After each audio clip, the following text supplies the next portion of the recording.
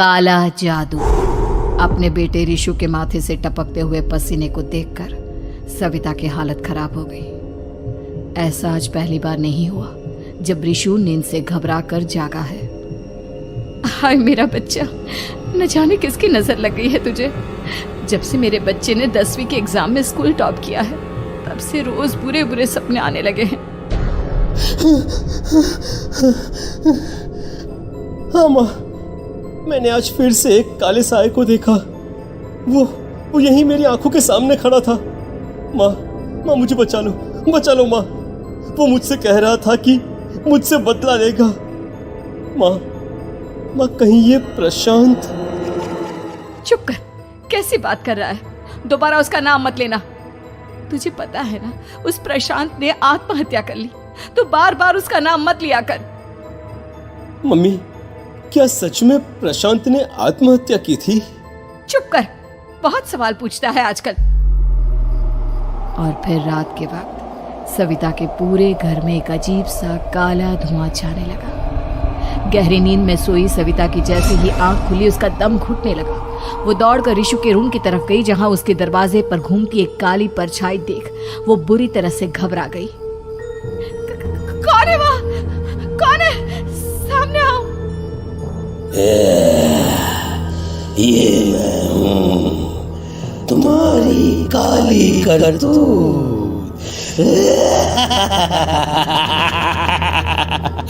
और अब मैं तुम्हारे बेटे को ले जाने आया हूँ। नहीं, मेरे बच्चे को छोड़ दो प्लीज। मेरे रिशु को कुछ मत करना। वो परछाई रिशु के कमरे में घुस जाती है। सविता भी उसके पीछे पीछे दौड़कर जाती है और देखती है कि अब वो साया साफ नजर आ रहा था। वो सर से पैर तक खून में सना हुआ था और उसके शरीर के सारे अंग कटे फटे हैं। क्या चाहिए तुम्हें? तुम जो बोलोगे मैं करूंगी, लेकिन मेरे रिशु को छोड़ दो।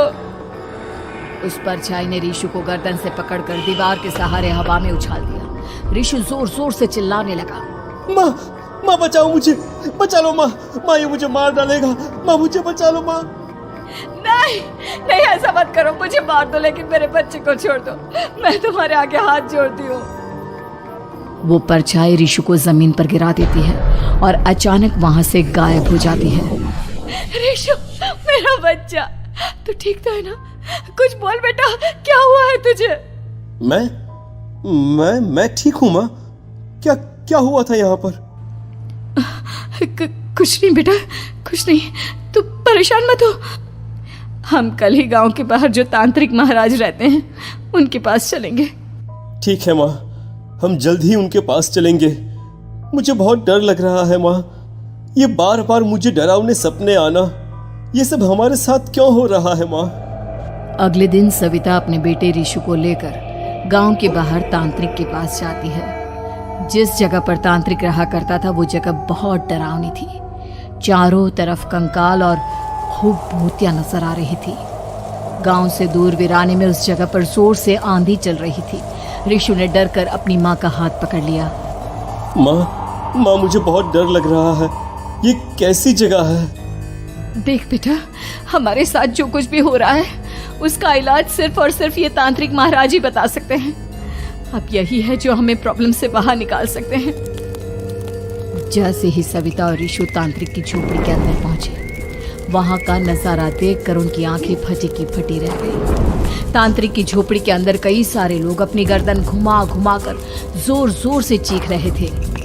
कौन हो तुम और यहाँ क्यों आई हो?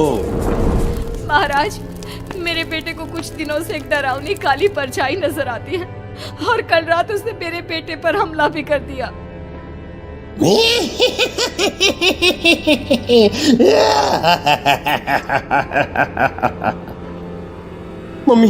मम्मी हमें यहाँ से चलना चाहिए।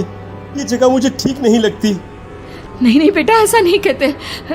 रुक जाओ, 2 मिनट के लिए रुक जाओ। क्या कहा? काली परछाई? तुम्हारे बेटे पर किसी काली परछाई ने हमला किया? हाँ महाराज, वो कह रही थी कि वो मेरे बेटे को कुछ कर देगी। कोई उपाय बताइए महाराज, मेरे बेटे के साथ कुछ गलत नहीं होना चाहिए। तुमने किसी दूसरे के साथ गलत किया है। तो तुम्हारे साथ भी गलत होकर ही रहेगा। तुमने किसी की जान ली है, किसी को मार डाला है तुमने। नहीं महाराज, मैंने ऐसा कुछ नहीं किया। मैंने किसी की जान नहीं ली। मुझे कोई उपाय बताइए। लगता है तुम इतनी आसानी से नहीं मानोगी। मैं तुम्हें अभी उस काली परछाई से मिलवा देता हूँ और वही सारा सच तुम्हारे सामने लेकर आएगा। सविता और ऋषु ने डर के मारे अपनी आंखें बंद कर ली। तभी अचानक तांत्रिक की झोपड़ी में अजीबोगरीब आवाजें गूंजने लगी। सविता और ऋषु बुरी तरह से कांप रहे थे। आंखें खोलो और अपने सामने देखो। क्या यही है वो जिससे तुम कल रात को मिली थी? बताओ मुझे। हाँ, इसने कल रात मेरे बेटे के ऊपर हमला किया था। ये उसी लड़के की भटकती हुई आत्मा है जिसे कुछ दिन पहले तुमने मार डाला था। मम्मी, ये महाराज क्या कह रहे हैं? क्या सच में आपने किसी की जान ली है, किसी को मार डाला है? अगर हाँ तो बताइए ना मम्मी, किसको मारा है आपने? किसको? तुम्हारी माँ इतनी आसानी से सच नहीं बताएगी बेटा। इसने एक बच्चे की जान ली है। कहीं उसका नाम प्रशांत तो नहीं महाराज? वो मेरा दोस्त है, मेरा मतलब मेरा पड़ोसी है। सही पहचाना। देखा सविता, तुम्हारा खुद का बेटा भी जानता है कि तुमने किसी के प्राणों की बलि चढ़ा दी और इसीलिए अब उसकी बुरी आत्मा तुम्हारे घर में भटकती है। मुझे माफ कर दीजिए महाराज, मुझसे बहुत बड़ी गलती हो गई। प्रशांत हमारे पड़ोसी का बेटा था। हर बार उसके नंबर मेरे बेटे से ज्यादा आते थे और इसलिए मैंने उसके कमरे के बाहर काला जादू किया था, पर मुझे नहीं पता था कि वो मर जाएगा। तुम्हारे उसी काले जादू वाली गुड़िया के अंदर एक बुरी आत्मा थी जिसने उस बच्चे के दिमाग पर बुरा असर कर दिया और उसी की वजह से उस लड़के ने अपनी बालकनी से कूदकर आत्महत्या कर ली। इसकी वजह सिर्फ और सिर्फ तुम हो, तुम। नहीं महाराज, जो कुछ भी हुआ मुझे नहीं पता था कि प्रशांत अपनी जान दे देगा। प्रशांत की आत्मा इस वक्त तुम्हारे सामने खड़ी है, हमसे बात करना चाहती है। बोलो क्या कहना चाहते हो? मैं जीना चाहता था, बड़ा होकर कुछ बनना चाहता था। आपके बेटे से मुझे कोई परेशानी नहीं थी। अरे वो तो मेरा अच्छा दोस्त था।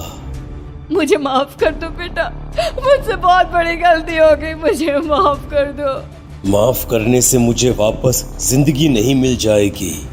मेरे माँ बाप आज भी मेरे लिए रोते हैं। आपने मेरे साथ बहुत गलत किया है, बहुत गलत। और तभी अचानक प्रशांत की आत्मा वहां से गायब हो जाती है। सविता जोर जोर से रोने लगती है। सुन लिया तुमने? ये तुम्हारे अपने ही किए हुए पाप हैं जो इस तरह से तुम्हारे सामने आ रहे हैं। माँ, ये आपने अच्छा नहीं किया। सिर्फ 10th बोर्ड के एग्जाम में मैं टॉप कर पाऊँ इसलिए आपने मेरे दोस्त के ऊपर काला जादू कर दिया। नहीं मम्मी, नहीं, अब हम कभी खुश नहीं रह पाएंगे, कभी नहीं। मेरे दोस्त की आत्मा को कभी शांति नहीं मिलेगी मम्मी, कभी नहीं। लेकिन मैंने जो कुछ भी किया सिर्फ तुम्हारे लिए किया। वो लड़का हमेशा फर्स्ट पोजीशन पर आ जाता था और इस वजह से हमेशा तुम्हारे मार्क्स कम पड़ते थे। मैंने तो सिर्फ उस पर एक छोटा सा काला जादू किया था बेटा। मुझे क्या पता था कि उसका ये नतीजा निकलेगा। जिस गुड़िया को तुमने उस लड़के के कमरे के दरवाजे पर लगाया था, दरअसल उसके अंदर एक बुरी आत्मा का प्रवेश हो गया था, जैसा कि अक्सर काला जादू करते समय हो जाता है। मुझे अपनी गलती का एहसास हो गया है। मैं प्रायश्चित करना चाहती हूँ, आप बताइए मैं क्या करूँ? प्रशांत के घर जाकर उस काली गुड़िया को वहां से निकालकर यहाँ लेकर आओ। मैं उसे आग में जलाकर राख कर दूंगा और उसके बाद प्रशांत की आत्मा को हमेशा के लिए मुक्ति मिल जाएगी। अगली रात सविता चुपचाप अपने पड़ोसी प्रशांत के घर जाती है। प्रशांत के माँ बाप प्रशांत की मौत के बाद उस घर को छोड़कर हमेशा के लिए वहां से चले गए थे। जैसे ही सविता उस घर के अंदर कदम रखती है, उसका सामना अजीबोगरीब हैवानियत से भरी आवाजों से होने लगता है। ऐसा लग रहा था जैसे कोई बुरी तरह से चीख रहा हो। सविता जैसे ही प्रशांत के कमरे के बाहर पहुंचती है, वहां पर लटकी हुई गुड़िया के शरीर से खून टपकने लगता है। ये क्या हो रहा है? इस गुड़िया के शरीर से खून क्यों टपक रहा है? सविता हिम्मत करते हुए उस गुड़िया को वहां से उतारने की कोशिश करती है, लेकिन तभी अचानक से बहुत भयानक दिखने वाली औरत उसकी आंखों के सामने आकर खड़ी हो जाती है। मैं यहाँ से कहीं नहीं जाऊंगी, और अगर तूने मुझे यहाँ से हटाने की कोशिश की तो मार डालूंगी मैं तुझे। नहीं नहीं, मुझे तुम्हें यहाँ से ले जाना ही होगा, नहीं तो मेरा बेटा, उसकी जान को खतरा है। मैं तुम्हें नहीं छोड़ सकती। अगर तुम्हारे अंदर हिम्मत है तो मुझे इस घर से बाहर ले जाकर दिखाओ। और ऐसा कहकर वो औरत सविता के ऊपर हमला कर देती है और उसे हवा में उछाल उछाल कर जमीन पर पटकती है। लेकिन तभी अचानक मौका देखकर सविता अपने हाथ में ली हुई सुई उसके हाथ में चुभो देती है। हाथ में सुई लगते ही वो औरत जमीन पर तड़पने लगती है। ये क्या किया तूने? ये क्या कर दिया? तुझे ऐसा नहीं करना चाहिए था।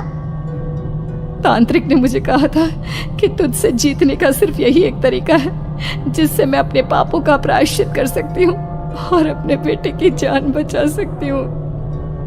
और उसके बाद वो डरावनी दिखने वाली औरत एक छोटी सी जादुई गुड़िया में तब्दील हो गई और सविता ने उसे ले जाकर तांत्रिक को दे दिया। तांत्रिक ने जादुई गुड़िया को आग के हवाले कर दिया।